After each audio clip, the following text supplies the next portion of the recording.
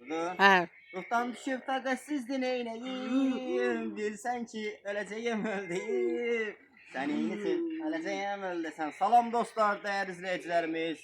Qurban bayramınız mübarək, neçə beləllərə çıxasınız.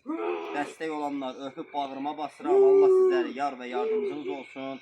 Allah yaxşıları qorusun. Allah yaxşıların ruhsi, bərəkətin versin. Allah qurban bayramınızı mübarək Amin. eləsin. Allah sizləri bərxudar və bəxtiyar eyləsin. Burada prensip var. Hə, bəs nə deyə bilərsən burada? Heç Allah bayramları təbrik edirəm. Aha. Allah ciblərini dolu eləsin. Hə.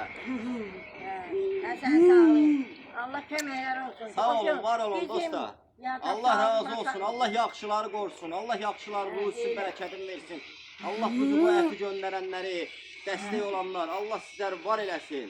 Onlar- Bərxudar eləsin. Onların sayəsində gəlin. Belə kebab gəlin. Amin. Efirimizi bəyənin, paylaşın, kanalımıza abunə olun. Akşam gəlin canlıya. Maçı.